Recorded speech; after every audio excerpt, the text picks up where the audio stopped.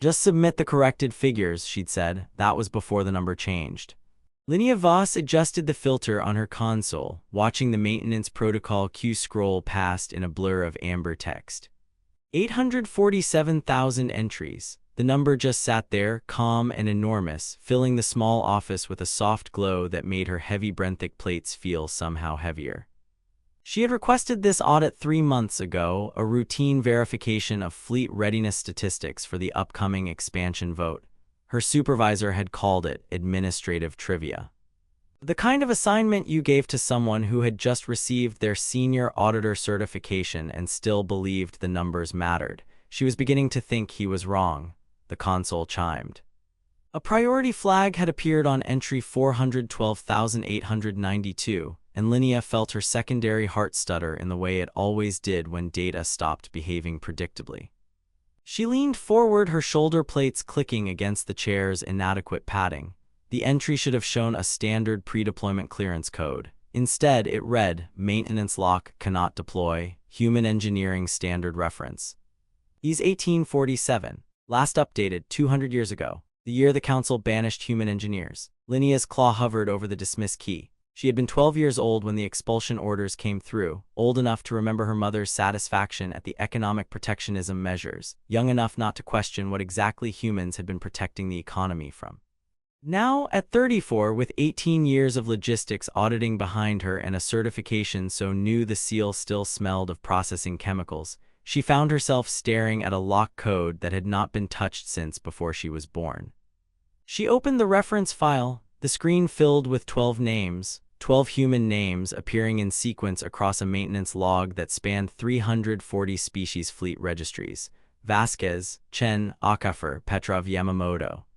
Silva, O'Brien, Kowalski, Hassan, Jensen, Park, Oduya, the same 12 names cycling through generations, appearing in Brenthic heavy armor load calculations, Kael'Mora supply distribution algorithms, Dorvathy navigation maintenance, Vosk hull integrity protocols.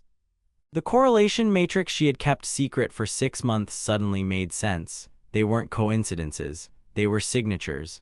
Linnea's data stylus slipped from her grip and clattered against the console. She pulled up the aggregate statistics.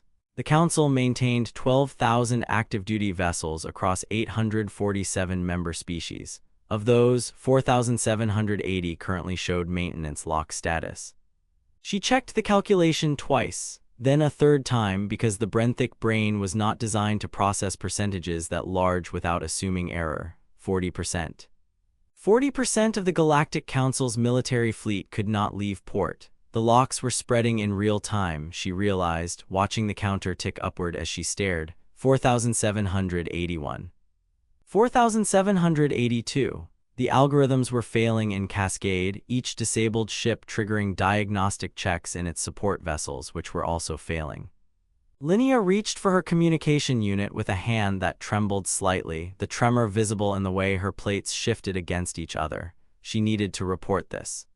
She needed to report this immediately to someone who would understand what it meant, to someone who could explain why the entire Council military infrastructure was suddenly dependent on engineering standards that had been abandoned 2 centuries ago. But first, she needed to know if she was right. She opened a secure channel to the Kael'Mora Supply Consortium, the cold-blooded species that handled logistics for the Outer Rim territories. Their ambassador, a creature named Thessel who moved with the slow deliberation of his metabolism, answered after several minutes of connection delay. Auditor Voss, Thessel said, his voice like gravel settling in water. Your request for consultation is unusual. We are not typically consulted by the Fleet Maintenance Bureau. I need to understand something about your supply distribution software, Linnea said, keeping her voice level in the way her training had taught her, the way that suggested she was asking about routine irregularities rather than potential systemic collapse. The optimization layer, the one that calculates load distribution for FTL jumps. A pause, longer than the connection delay could account for. You have found the human layer, Thessel said, not a question. Linnea felt her gill slits flare, a biological stress response she had not experienced since her juvenile years. Tell me what that means. It means, Thessel said, and she could hear something in his voice that might have been relief or might have been dread, the two emotions sounding remarkably similar in the Kael'Mora vocal range. that we are not the only ones who noticed. We thought we were the only ones who noticed. The communication ended. Linnea sat in the amber glow of her console, watching the maintenance lock counter climb past 4,800, and understood that she had just stepped into something far larger than a routine audit. She composed her report to Senator Bale with the careful precision of someone who knew that words could detonate. She included the correlation matrix. She included the 12 names. She included the percentage, which had now reached 41%, and she added the Kael'mora confirmation that the optimization layer in Council Logistics software was human-coded, human-maintained, and had been running silently for 2,400 years without update or acknowledgement. She attached the corrected fleet readiness figures. "We'll submit the corrected figure by end of day," she wrote, and pressed send before she could reconsider the tone, the casual delivery of catastrophe wrapped in administrative language. The response came within minutes. Bale wanted her in his chambers. Immediately, Senator Bale of the Brenthic Coalition occupied an office that made Linnea's feel like a storage closet. The ceiling soared 20 meters overhead, supported by structural beams that showed the decorative scoring of heavy Brenthic craftsmanship. His personal desk alone could have seated her entire audit team. Bale himself stood at the window, his armored back to her, massive plates catching the light from the Capitol's central spire in a way that made him look like a monument that had learned to move. 41%, he said without turning. "You are certain?" "The figure updates in real time, Senator. It may be higher now." "And you believe this is connected to the human expulsion?" "I believe the connection is definitive, Senator." The lock codes reference human engineering standards that were last updated in the year of the expulsion. The algorithms have been running without maintenance since then. They are failing now because they were designed to be maintained. Bale turned. His face, what was visible between the protective plates that guarded a Brenthick's vulnerable features, showed the expression Linnea had learned to read as administrative annoyance. The look of a creature who had governed for 40 years and did not appreciate surprises from junior staff. Humans, Aragon, Auditor, they have been gone for 2 centuries. If their code still runs in our systems, that is a legacy issue, not a crisis. We will purge the obsolete protocols and replace them with modern Brenthic engineering. Linnea felt something cold settle in her digestive chamber. "Senator, with respect, I do not believe these protocols can be purged. Not quickly, perhaps not at all." "Explain." The Kael'mora ambassador confirmed that the optimization layer is embedded in FTL load distribution calculations. Without it, Brenthic heavy armor cannot calculate jump trajectories, the entire logistics network. "Is Brenthic operated?" Bale interrupted. "Human-designed, perhaps historically, but Brenthic operated. We will simply take manual control." Linnea opened her mouth to explain why this was not possible, why the mathematics of FTL load distribution required processing speeds that biological brains could not achieve, why the human layer was not an interface but a substrate. But she saw the set of his jaw plates, the rigid posture that indicated a decision already made, and she understood that he was not asking for her expertise. He was asking for her to confirm his comfort. "The badge," she said instead, reaching into her carry case. She had found it that morning, buried in the maintenance core files, a physical object that had somehow survived 8 centuries of data migration. This was in the system, still active. E. Vasquez, Senior Dock Engineer, year 1847 of the Council. Bale took the worn identification badge between 2 massive fingers, examining it with the distracted air of a creature handling museum debris. "A historical curiosity," he said, handing it back. "We will establish a committee to review legacy code dependencies. Thank you for your diligence, Auditor Voss. You may return to your regular duties." He turned back to the window. The dismissal was absolute. Linnea stood in the vast office, the badge heavy in her grip, and understood that she had just witnessed something worse than ignorance. She had witnessed certainty. The number on her console, which she checked with a glance at her portable unit, had reached 47% while she stood there. The cascade was accelerating. And Senator Bale, whose species' military might depended entirely on logistics networks he did not understand, had decided the problem was administrative. She was halfway to the transit hub when her communication unit buzzed with an emergency summons, not from Bale, from the council chamber itself. Something had happened in the 3 hours since her meeting. Something had changed the equation. The chamber was chaos when she arrived. 2,000 delegates from 847 species filled the tiered seating, the noise of their panic creating a physical pressure that made Linnea's auditory membranes ache. She pushed through the crowd toward the central floor, where a small group of officials had gathered around a single figure. The human was eating lunch. He sat on the edge of the speaker's platform, a portable meal container balanced on his knee, reading from a tablet with the absent concentration of someone waiting for a transport connection. He was old even by human standards, his hair the color of untreated steel and his hands showing the spotted texture of advanced age. He wore no insignia, no identification, nothing to indicate why he had been summoned to the center of a galactic crisis. Bale stood over him, his massive frame casting a shadow that should have intimidated any sane creature. The human looked up, smiled politely, and returned to his meal. "Perhaps," the human said, around a bite of something green, "you could tell me why I've been brought here." The security officers were not specific. "You are a human engineer," Bale said, not a question, an accusation. "I was," the human agreed. "Retired now, of course, the expulsion and all that. These days I mostly read. And eat lunch when permitted. The Council fleet is experiencing maintenance failures. Your people's legacy code is interfering with deployment readiness." "Ah," the human set down his meal container with the careful precision of someone who had finished eating rather than someone who had been interrupted. "The locks have started then. I wondered when that would happen." "You knew this would happen." "I knew the systems would eventually notice they hadn't been maintained. Software does that, Senator. It notices things." The human looked around the chamber, his gaze passing over Linnea without recognition, taking in the panic, the delegates, the sheer scale of institutional distress. "How many ships?" 47% of active fleet, Linnea said, stepping forward before she could consider whether speaking was wise, plus an unknown percentage of reserve vessels. The human's expression did not change. He did not show surprise or concern or the satisfaction of vindication that Linnea might have expected.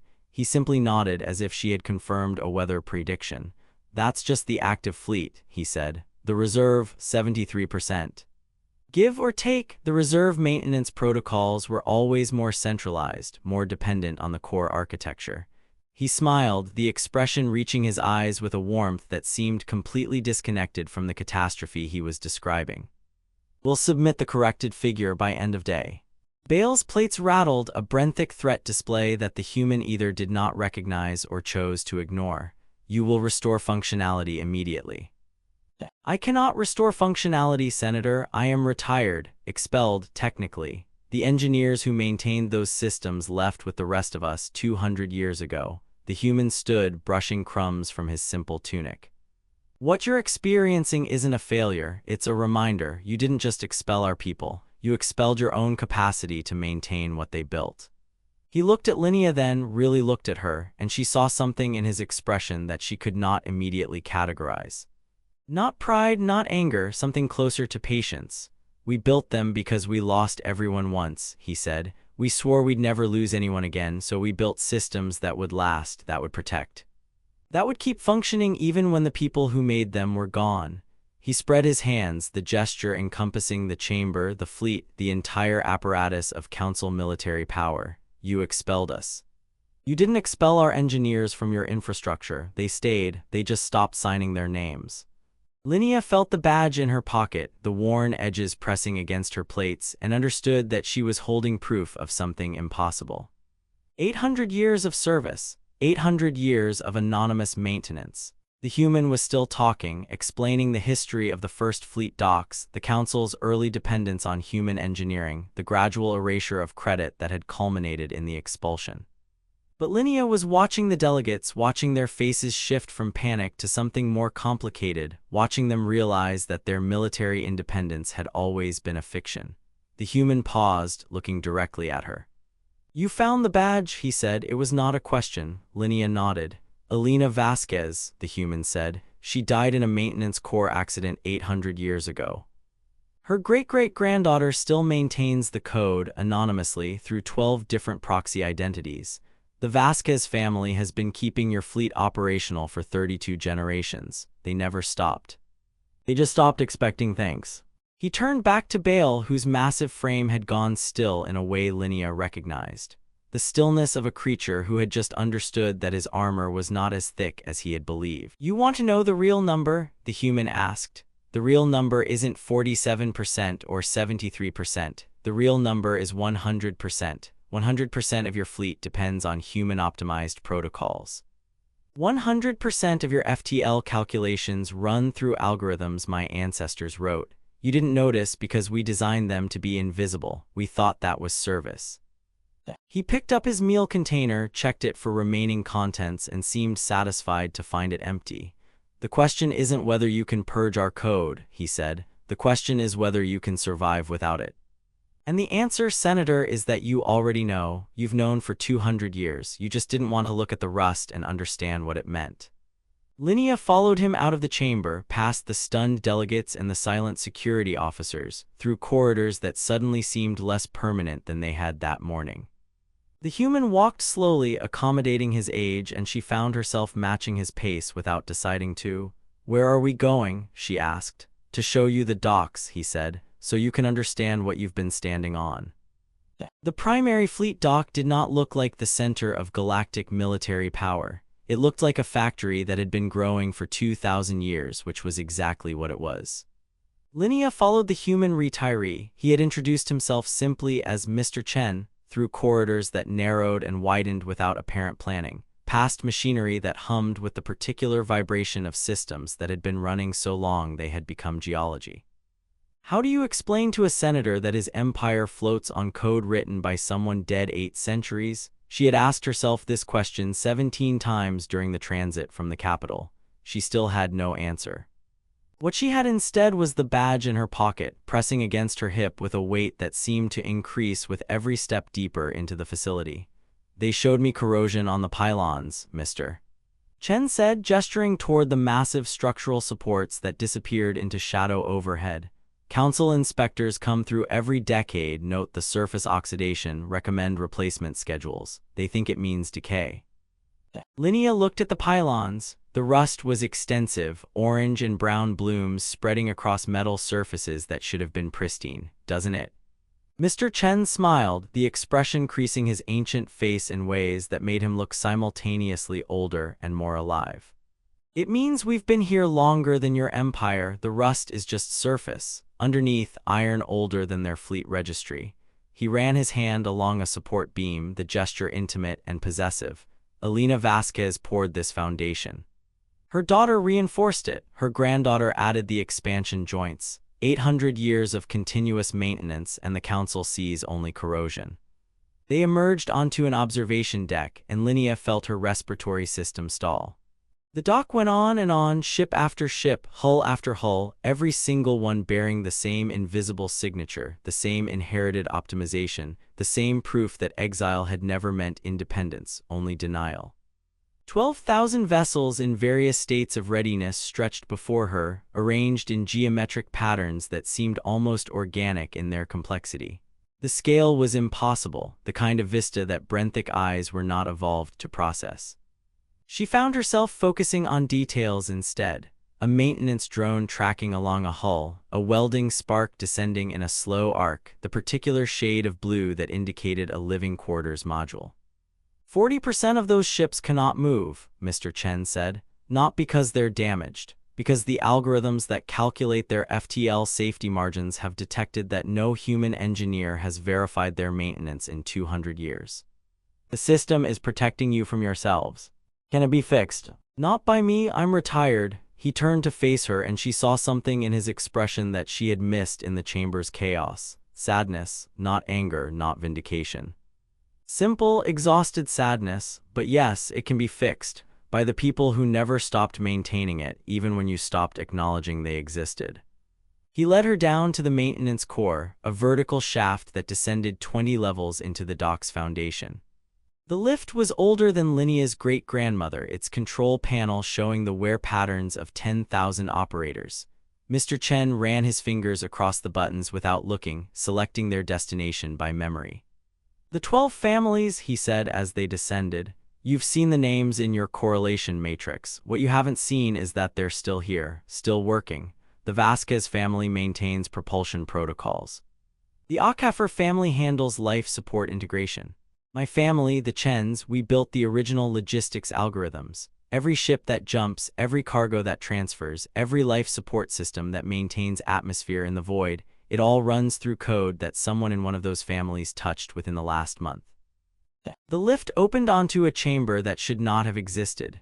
Linnea stepped out into a space that felt more like a home than a maintenance facility, comfortable chairs arranged in a circle. A kitchen area with actual cooking equipment, not nutrient dispensers. And everywhere, screens showing data streams that she recognized from her audit, fleet status, maintenance protocols, the same amber text that had filled her small office, here rendered on displays that covered entire walls. Akale Moray sat in one of the chairs, his cold-blooded metabolism requiring the warmth of a thermal lamp that cast strange shadows across his scaled face. He rose when he saw Mr. Chen, moving with the deliberate slowness of his species, and something in his posture suggested relief so profound it bordered on collapse. "Thessel," Mr. Chen said, "you came." "I came when I heard the locks had begun." The ambassador's voice was different here, stripped of diplomatic formality. "I told her, the auditor, I told her we were not the only ones who noticed." "You told her enough," Mr. Chen gestured Linnea forward. "This is Auditor Voss." She found the badge. Thessel's eyes, vertical slits in his reptilian face, fixed on Linnea with an intensity that made her want to check her plates for damage. "The Vasquez badge. It is real, then. We thought it was legend." "The engineer who died in the core, whose code still runs." "It's real." Linnea reached into her pocket and held it out, the worn identification catching the thermal lamp's glow. "I found it in the system files this morning. It's still active, still registered as a valid engineering credential." Thessel took the badge with the reverence his species reserved for religious artifacts, which Linnea suddenly wondered if this was. 800 years, he whispered.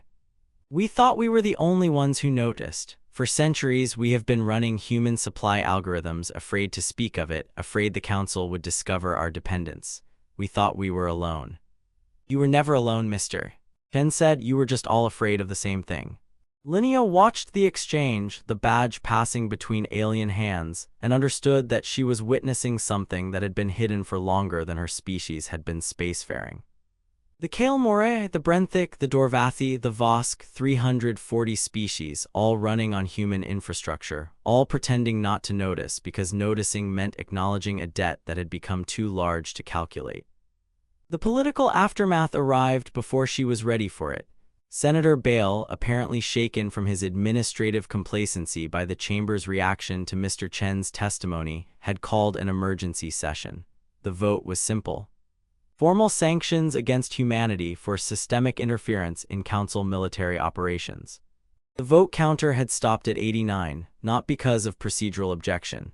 Because 340 species had abstained, and the counter had never processed a number that unprecedented. The Kale Moray ambassador had wept with relief as he signed the formal partnership request, his tears the cold, viscous fluid of his species. "We thought we were the only ones," he kept saying. "We thought we were the only ones."